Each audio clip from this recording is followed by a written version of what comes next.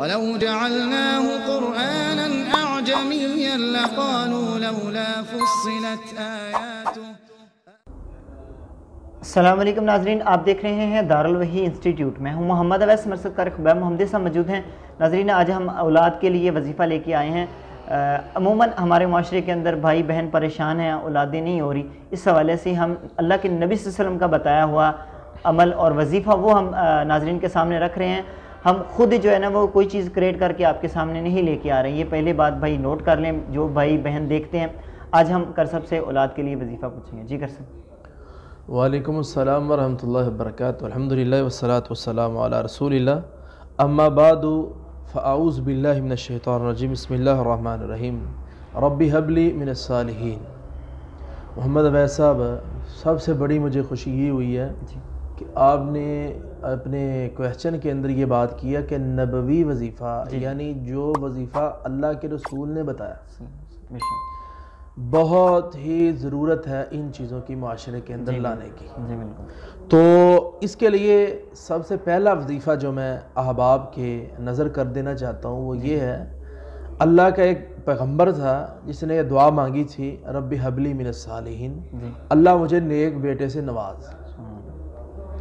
ایک اور پیغمبر تھا جس کا نام، جو میں نے پہلے وظیفہ بیان کیا ہے، یہ حضرت ابراہیم علیہ السلام کا وظیفہ ہے، اور جو دوسرا وظیفہ میں بیان کرنے لگا ہوں یہ حضرت زکریا علیہ السلام بڑھاپے میں چلے گئے، تو بڑھاپے میں انہوں نے وظیفہ پڑھا تھا، اللہ نے بڑھاپے میں اولاد دی۔ اور اسی طرح ابراہیم علیہ السلام نے بھی ساری زندگی وظیفہ پڑھا اور اللہ نے بڑھاپے میں انہیں اولاد دی، جب کہ قریب بیوی ان کے کھڑی تھی، اور جب فرشتہ خوشخبری لے کر آیا تو وہ کہنے لگے ہمیں بیٹا کیسے ہوگا؟ تو انہوں نے بتایا کہ اللہ کی قدرت ہے اور دینے والا دے گا اور آپ لینے والے ہیں، ہمارا کام تو یہ تھا کہ ہم خوشخبری دے دیں۔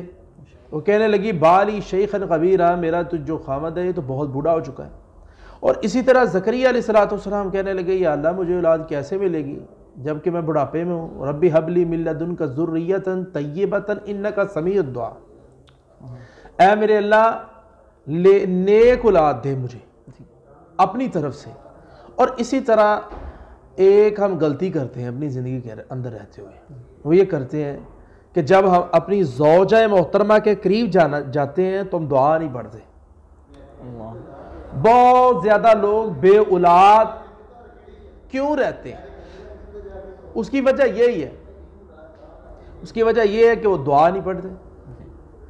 دعا کے نہ پڑھنے کی وجہ سے اللہ اولاد نہیں دیتے، یا شیاطین اس میں شامل ہوتے ہیں۔ وہ دعا کیا ہے؟ اللہم جنبنا الشیطان و جنب الشیطان ما رزقتنا۔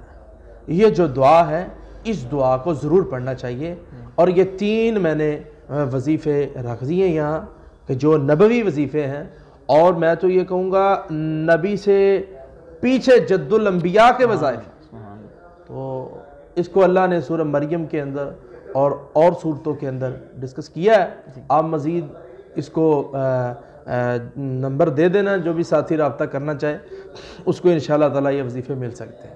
بہت بہت شکریہ جی۔ ناظرین، اگلے پروگرام میں پھر حاضر ہوں گے، تب تک کے لیے ہمیں اجازت دیجیے۔ اللہ حافظ۔